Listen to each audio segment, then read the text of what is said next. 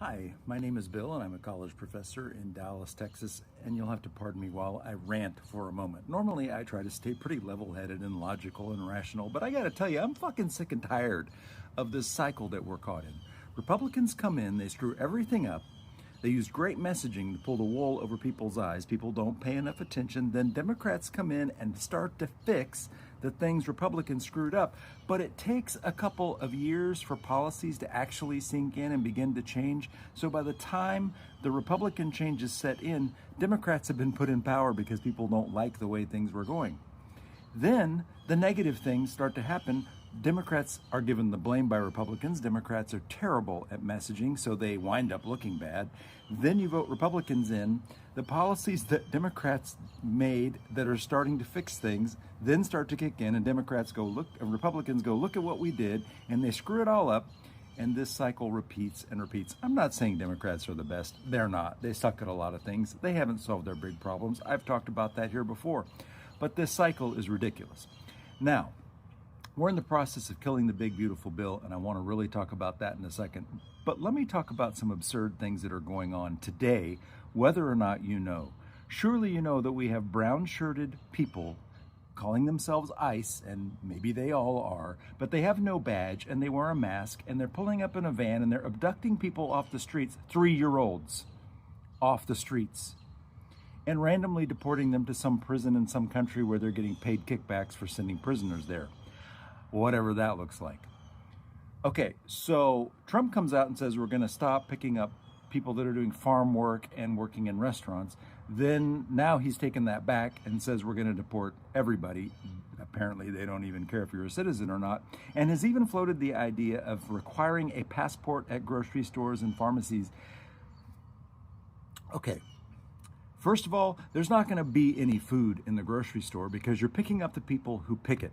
This experiment was tried in Georgia this is about 10 years ago, and all the crops, Georgia produces a lot of the fruit and vegetables. The South is prime ground for this. It's where that's how we feed people, is the Midwest and the South.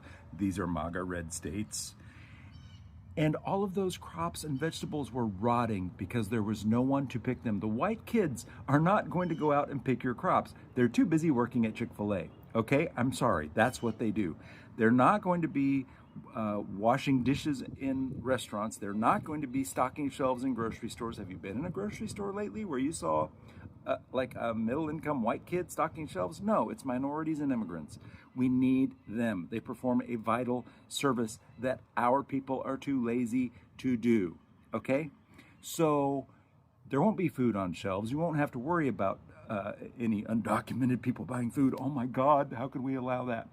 Now, let's talk about the big, beautiful billionaire buffet for another second. Both houses of Congress are now backtracking super fast. Now that it's actually being read, remember the House passed this bill and no one had read it. Even Marjorie Taylor Barney Rubble Green, not that she would read it, but her office, her staffers didn't read it and brief her on it. She just voted for it because it was what MAGA Mike Johnson and Donald Trump wanted. Look, this would be the most destructive thing in the history of this country. Now estimates are it's between $25 and $30 trillion added to the deficit over 10 years. Do you know what that will do to inflation? It's gutting the entire federal government. It's not just health care. You won't have health care anymore unless you work for a corporation that provides it, if they decide to still provide it. It's not just sweeping the veterans, the elderly, children under the bus by getting rid of SNAP, but escalating the deficit and getting rid of the federal government will cause unbelievable inflation. It will cause something akin to the 1920s in this country. I want you to call your 2 senators and your representative in the House today. Yes, the House passed it. The House now is saying they're desperate to get it back. Oh no, we passed this thing. The Senate will pass some version of it. They'll change some things. They won't change enough. They're working on that now. It's a good time to call them. You may think that calling or emailing doesn't make a difference. It does. They are feeling the heat, and don't think those millions of people who turned up on Saturday for the No Kings protest didn't send a message. That message has been delivered, and we've got to keep pushing it. Do that now. Do it today. Make a TikTok. Get on Blue Sky. Go on Facebook. Whatever it is that you do. But most of all, speak directly to our representatives. Whether they talk to you in person or not, that's okay. They're getting the message.